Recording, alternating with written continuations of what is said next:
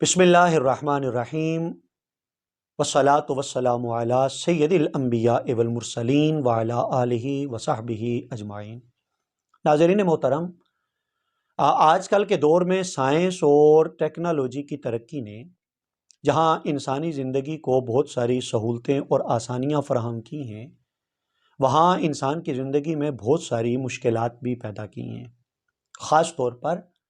آج کسی بھی شخص کی ذاتی زندگی ذاتی نہیں رہی، اس کے نجی معاملات نجی نہیں رہے، بلکہ وہ سب سوشل میڈیا کی زینت بنتے چلے گئے۔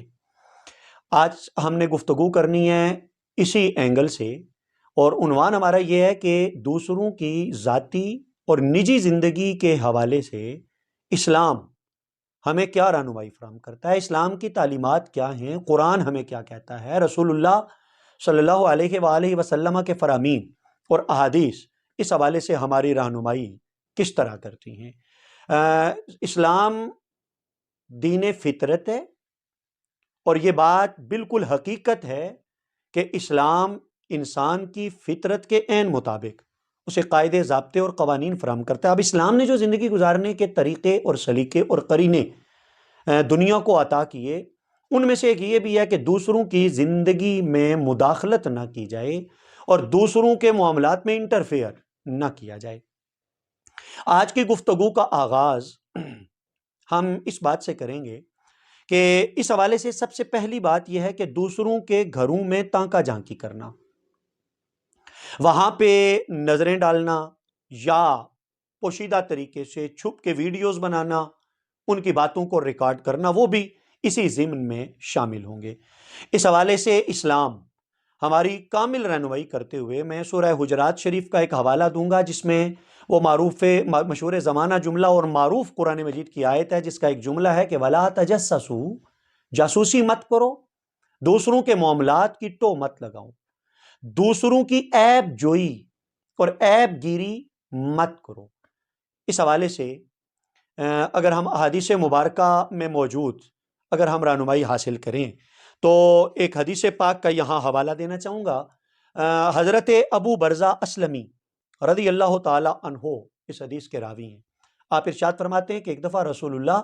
صلی اللہ علیہ وآلہ وسلم نے ہمیں خطبہ دیا، اور خطبہ دیتے ہوئے آپ نے ارشاد فرمایا کہ اے وہ لوگوں جو زبان سے تو ایمان لائے ہو، لیکن ایمان ابھی تمہارے دلوں میں داخل نہیں ہوا۔ ویسے آقا علیہ الصلوۃ والسلام مخاطب کیا کرتے تھے یا معاشر المسلمین کے لفظ کے ساتھ، کبھی کبھار یا ایھا الذین آمنو قرآن مجید کی اتباع میں، لیکن آج حضور علیہ الصلوۃ والسلام نے ایمان کی بات کی، لیکن فرمایا کہ اے وہ لوگوں جو زبان سے ایمان لائے لیکن ایمان ابھی تک تمہارے دلوں کی گہرائیوں میں داخل نہیں ہوا۔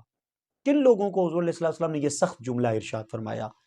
اگلا جملہ حضور کا اس بات کی وضاحت کے لیے کافی ہے۔ آپ نے ارشاد فرمایا کہ اے لوگوں، مسلمانوں کے پوشیدہ معاملات کی ٹو مت لگاؤ، ان کے عیوب اور نقائص کا تعاقب مت کرو۔ پھر آگے حضور نے ارشاد فرمایا کہ یاد رکھو، جو شخص مسلمانوں کے پوشیدہ معاملات کی ٹو لگاتا ہے، ان کی کمزوریوں اور خامیوں کو تلاش کرے گا، تو اللہ تعالیٰ اس کے عیبوں کے پیچھے پڑے گا اور ٹو لگائے گا۔ اب یہ ظاہرہ محاورتاً کہا گیا، وگرنہ انہ علیم بذات الصدور، اور پھر فرمایا کہ اللہ رب العزت جس کے معاملات کو تش تش بام کرنا چاہے تو اللہ تعالیٰ اسے اس کے گھر میں بھی ذلیل و رسوا کر دے گا۔ مطلب یہ ہے کہ وہ بندہ چھپ کے بھی کوئی کام کرے گا تو وہ ذلیل اور رسوا ہو جائے گا۔ ہم تاریخ میں بھی یہی دیکھتے ہیں کہ یہ دنیا مکافات عمل ہے۔ آج اگر کوئی دوسرے کی عیب جوئی کرے گا، کل اس کے ساتھ یہی ہوگا، یا گزشتہ کل اگر کسی نے کسی کی نجی زندگی کے معاملات وہ پبلک کیے ہوں گے تو آج اس کی اپنی زندگی کے معاملات بھی وہ پبلک ہوئے ہوں گے۔ میرا خیال میں واویلا مچانے سے زیادہ بہتر ہے کہ بندہ اپنے ماضی کا جائزہ لے کر کے اس پر سچے دل سے توبہ اور تائب ہو، اور موجودہ دور میں ان باتوں کا ارتکاب کرنے والے وہ بھی سچے دل سے توبہ کریں تاکہ ان کا مستقبل بھی اس طرح کے معاملات سے محفوظ ہو سکے۔ رسول کریم علیہ تحیت و ثنا کی تربیت کا اثر تھا کہ آپ کے عالی قدر اصحاب زندگی حضور کی سکھائی ہوئی احتیاطوں کے ساتھ بسر کرتے تھے۔ حضرت عبداللہ ابن عمر رضی اللہ تعالی عنہ، یہ الادب المفرد میں امام بخاری نے یہ روایت نقل کی کہ حضرت ابن عمر ایک شخص کی عیادت کے لیے تشریف لے کر کے گئے. آپ اکیلے نہیں تھے، آپ کے ساتھ بھی ایک شخص تھا. جب آپ اس شخص کے گھر میں داخل ہوئے تو وہ جو ابن عمر کا ساتھی تھا وہ اس گھر میں تانکا جھانکی کرنے لگا، وہ ادھر ادھر نظریں گھمانے لگا. بعض لوگوں کی عادت ہوتی ہے کہ وہ نگاہوں کو سنبھالتے نہیں ہیں، تو وہ ادھر ادھر جب تانکا جھانکی کرنے لگا تو حضرت عبداللہ ابن عمر نے سخت جلال کا اظہار فرمایا،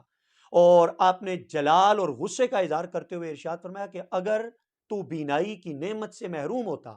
بلکہ اگر میں لفظی ترجمہ عرض کروں تو لفظی ترجمہ بنتا اگر تیری دونوں آنکھیں پھوٹ جاتی تو یہ تیرے حق میں زیادہ بہتر تھا اس کرتوت کے مقابلے میں جو تو کر رہا ہے کہ ادھر ادھر تو تانکا جھانکی کر رہا ہے. تو گویا تانکا جھانکی کرنے سے ممانعت اور روکنے کی جو وجہ ہے وہ بھی یہی ہے کہ یہ بھی تو دوسروں کے نجی معاملات میں مداخلت ہی کا ایک انداز ہوتا ہے. صرف اور صرف دوسروں کے گھر میں جانے کے بعد تانکا جھانکی نہیں، بلکہ آپ اپنے گھر میں چھت پہ چڑھے ہوئے دوسروں کے گھروں میں تانک جھانک رہے ہیں، اس پر بھی سخت وعیدیں احادیث مبارکہ میں وارد ہوئی ہیں. بلکہ آقا علیہ الصلوۃ والسلام نے یہاں تک فرمایا کہ اگر کوئی کسی کے گھر میں جھانکتا ہے اور وہ گھر والا اگر اس کی آنکھ بھی پھوڑ دیتا ہے تو اس پر کوئی گرفت نہیں ہے. فقہ کا مسئلہ اپنی جگہ کہ احناف کے ہاں یہ بات وعید کے لیے ہے، تحدید کے لیے ہے، ڈرانے کے لیے ہے، وگرنہ کسی فرد کو یہ اختیار نہیں ہے کہ وہ کسی کے خلاف خود سے ایکشن لے کر کے اس کی آنکھ پھوڑ دے. لیکن اس کام کے سخت ناپسند اور مکروہ ہونے کی کیفیت بیان کرنے کے لیے رسول کریم علیہ تحیۃ وثنا نے یہ انداز اختیار فرمایا. مطلب یہ کہ کسی کے گھر میں بھی نہیں جھانکنا، اور صرف یہ نہیں کہ کسی کے گھر میں نہیں جھانکنا، بلکہ اگر اسلام کی تعلیمات کو دیکھا جائے تو اسلام ہماری یہ بھی رہنمائی کرتا ہے کہ دو شخص آپس میں گفتگو کر رہے ہیں تو تیسرے بندے کو کوئی اختیار نہیں ہے کہ وہ ان کی گفتگو میں جا کے مداخلت کرے، وہ ان کی باتیں سننے کی کوشش کرے. ممکن ہے وہ اپنی پرسنل باتیں کر رہے ہوں، وہ کوئی راز کی باتیں کر رہے ہوں، وہ پسند نہ کرتے ہوں کہ یہ دو باتیں ہم دو کے علاوہ کوئی تیسرا بھی وہ سنے. تو دوسروں کے راز و نیاز میں مداخلت کرنا اور دوسروں کی باتوں کی ٹو لگانا قرآن مجید فرقان حمید نے بھی اور رسول کریم علیہ تحیۃ وثنا نے بھی اس سے سختی سے منع فرمایا. آقا علیہ الصلوۃ والسلام کی مہد تربیت اور آغوش تربیت سے فیض پانے والوں کی اگر ہم بات کریں تو ایک اور روایت ہمارے سامنے آتی ہے. حضرت سعید المقبری آپ ارشاد فرماتے ہیں کہ حضرت عبداللہ ابن عمر کے پاس سے میرا گزر ہوا تو میں نے دیکھا کہ ان کے ساتھ ایک شخص کھڑا تھا اور وہ دونوں آپس میں باتیں کر رہے تھے. کہتے میں نے ابن عمر کو دیکھا تو میں چلتے چلتے رک گیا اور ان کے پاس کھڑے ہو کے ان کی باتیں سننے لگا. تو ابن عمر نے جب مجھے دیکھا تو میری طرف بڑھے اور اس طرح سے میرے سینے پر انہوں نے مارا، یوں مجھے دھکیلا، اور دھکیلنے کے بعد آپ نے ارشاد فرمایا کہ جب دو بندے باتیں کر رہے ہوں ان کی اجازت کے بغیر ان کے پاس مت کھڑے ہو، یا اگر وہ بیٹھے ہوئے ہیں تو ان کی اجازت کے بغیر ان کے ساتھ مت بیٹھو. تو آپ ارشاد فرماتے ہیں کہ میں نے ان کی خدمت میں عرض کی کہ اللہ آپ کا بھلا کرے،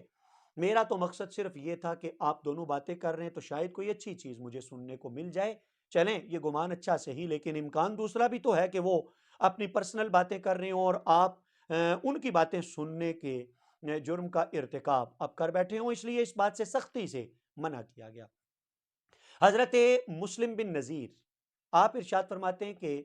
ایک شخص حضرت حذیفہ، یہ بھی حضور کے صحابی ہیں، ان کے گھر آیا اور اس نے آ کے دروازے پر اجازت مانگی اندر جانے کے لیے.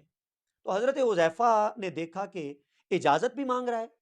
اور ساتھ اندر جھانک بھی رہا ہے، نگاہیں اس کی پورے گھر کا جائزہ لے رہی ہیں. تو آپ نے اس کو مخاطب کر کے کہا کہ تیری آنکھیں تو اندر داخل ہو چکی ہیں، پیٹھ اور پشت تیری اگرچہ اندر داخل نہ ہوئی ہو. ناظرین یہ بھی الادب المفرد امام بخاری کی روایت کردہ یہ حدیث میں نے آپ کی خدمت میں عرض کی ہے. میں ناظرین سے یہ بھی گزارش کروں گا کہ کبھی موقع ملے تو یہ روایت خود سے پڑھیں. میں نے تو بڑا ایک خاص پیرائی میں اس کا ترجمہ کیا، وگرنہ حدیث پاک میں ذرا جا کے پڑھیے کہ کتنے سخت لفظ انہوں نے استعمال کیے کہ تیری آنکھیں اندر داخل ہو گئی ہیں لیکن تیری پیٹھ داخل نہیں بھی ہوئی تو اس سے فرق کیا پڑتا ہے. تو گویا قرآن مجید فرقان حمید، احادیث مبارکہ، اسلاف، اکابرین، اگر ہم ان کی یہ تعلیمات کا مشاہدہ کریں اور جائزہ لیں تو ہمارے سامنے یہ بات آتی ہے کہ دوسروں کی نجی زندگی میں مداخلت کرنے سے اسلام نے ہمیں سختی سے منع کیا. میں اپنی بات کو ختم کروں گا تاریخ کے ایک انتہائی اہم واقعے کے ساتھ۔ یہ جو قرآن مجید کی آیت ہے وَلَا تَجَسَّسُوا، سورہ حجرات کی آیت کریمہ نمبر 12 کا یہ ایک جملہ ہے۔ اس جملے کی تفسیر میں علامہ آلوسی رحمۃ اللہ علیہ نے روح المعانی کے اندر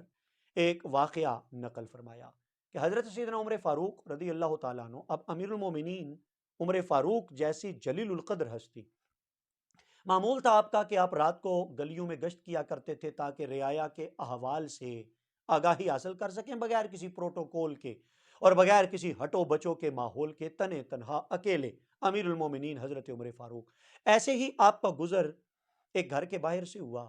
تو اندر سے کوئی میوزک وغیرہ چلنے کی آواز سنائی دی۔ آپ نے دیکھا کہ اندر لائٹ بھی باقاعدہ آن ہے۔ لائٹ کا مطلب یہ ہے کہ چراغ جل رہے ہیں۔ عام طور پر تو حضور کی تعلیمات بھی یہ تھیں اور معمول بھی لوگوں کا تھا کہ وہ چراغ بجھا کر کے سویا کرتے تھے، اور رات کو مکمل سکوت اور خاموشی بھی ہوتی تھی۔ وہاں خاموشی بھی نہیں تھی اور چراغ بھی جل رہے تھے۔ تو آپ نے جو اندر جھانک کے دیکھا تو ایک نوجوان وہ شراب کی صراحی سامنے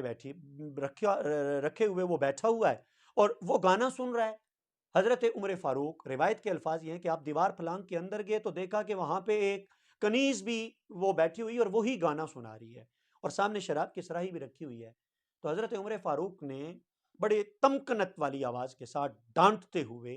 اور غصے کا اظہار کرتے ہوئے آپ نے ارشاد فرمایا کہ اللہ کے دشمن، تو اللہ کی نافرمانی کر رہا ہے گھر کے اندر چھپ کے، اور تیرا گمان یہ ہے کہ اللہ رب العزت تیرے معاملات سے کسی کو آگاہ نہیں کرے گا؟ تو اس شخص نے حضرت عمر فاروق سے کہا کہ ذرا سنبھلیں، جلد بازی نہ کریں، تھوڑا سا آپ حوصلہ رکھیں۔ حضرت عمر فاروق تھوڑے سنبھلے تو کہنے لگا کہ میں نے تو ایک جرم کا ارتکاب کیا ہے، لیکن آپ نے 3 جرائم کا ارتکاب کیا ہے جن سے قرآن حکیم نے منع کیا تھا۔ حضرت عمر فاروق نے فرمایا تو کیا کہنا چاہتا ہے؟ اس نے کہا کہ کیا اللہ رب العزت نے قرآن میں نہیں فرمایا وَلَا تَجَسَّسُوا، جاسوسی مت کرو، دوسروں کے معاملات کی کرید مت لگاؤ؟ اور آپ ہیں کہ آپ میرے معاملات کی کرید لگا رہے ہیں، میں تو گھر کے اندر ہوں اور میری ذاتی زندگی کے معاملات کی ٹو لگانے میں آپ مصروف ہیں۔ دوسرا اس نے قرآن کا حوالہ دیا کہ اللہ نے فرمایا وَأْتُوا الْبُيُوتَ مِنْ أَبْوَابِهَا، کہ گھروں میں آنا ہے اگر تو دروازوں کے راستے سے آؤ، اور آپ دروازوں کے راستے سے نہیں آئے، آپ تو دیوار پھلانگ کر کے آئے ہیں۔ آپ نے قرآن مجید کے اس حکم پر بھی عمل نہیں کیا ہے۔ دو، اور تیسرا آپ نے ارشاد فرمایا کہ قرآن مجید نے، اس شخص نے کہا کہ قرآن مجید نے یہ بھی کہا کہ لا تدخلوا بیوتا غیر بیوتکم حتی تستانسوا وتسلموا علی اہلھا، کہ اپنے گھروں کے علاوہ دوسروں کے گھروں میں تب تک نہ جاؤ جب تک اجازت نہ لے لو اور گھر والوں کو سلام نہ کر لو۔ آپ نے اجازت کس سے لی؟ آپ تو بغیر اجازت کے اندر داخل ہوئے اور آپ نے قرآن مجید کے اس حکم کی بھی آپ نے اتباع نہ کی۔ حضرت عمر فاروق نے جب یہ بات سنی تو آپ نے ایک لمحہ بھر کے لیے سکوت کیا۔ ایسے یہ بھی تو رویہ ہے ان ہستیوں کا جو پوری امت کے لیے قابل تقلید اور قابل اتباع ہے۔ یہاں تو کسی چھوٹے سے منصب پر فائز شخص بھی وہ کسی کو یہ جرت نہیں دیتا کہ کوئی شخص اس کے سامنے کوئی حق بات کہہ سکے۔ ہم لوگ چیبہ جبیں ہو جاتے ہیں اور آپے سے باہر ہو جاتے ہیں، لیکن امیر المومنین حضرت عمر فاروق، ایک عام شخص، وہ بھی جرم میں مبتلا شخص، وہ انہیں قرآن مجید کی آیتیں پڑھ کے سنا رہا ہے اور حضرت عمر فاروق سر تسلیم خم کرتے ہیں، اور خم کر کے پھر اس سے آپ ارشاد فرماتے ہیں کہ اگر آج میں تجھے معاف کر دوں تو کیا تو وعدہ کرتا ہے کہ آئندہ تو ان جرائم کا ارتکاب نہیں کرے گا جن کا ارتکاب کر رہا تھا؟ اس شخص نے وعدہ کیا کہ میں آئندہ ان جرائم سے باز آ جاؤں گا۔ تو حضرت عمر فاروق رضی اللہ تعالی عنہ نے اسے معاف کیا اور خود آپ تشریف لے آئے بغیر کسی بحث کے۔ یہ واقعہ بھی ہماری رہنمائی کرتا ہے کہ اسلام نے دوسروں کی نجی زندگی کے اندر مداخلت کرنے سے ہمیں سختی سے منع کیا ہے۔ آخر میں آقا علیہ الصلوۃ والسلام کی ایک اور حدیث پاک، من ساتر مسلمن ساترہ اللہ یوم القیامہ، اگر کسی کا عیب سامنے آ بھی جاتا ہے تو اس کا یہ طریقہ نہیں ہے کہ اس عیب کو اچھالا جائے، بلکہ قرآن کہتا ہے کہ عیبوں کو چھپایا جائے۔ اور یہ جو حدیث حضور علیہ السلام کی پڑھی گئی، اس حدیث کا ترجمہ بھی یہ کہ جس نے کسی مسلمان کی عیب پوشی کی، قیامت والے دن اللہ رب العزت اس کے عیبوں پر پردہ ڈالے گا اور اس کی عیب پوشی کرے گا۔ اللہ تعالی ہم سب کے گناہوں کو معاف فرمائے۔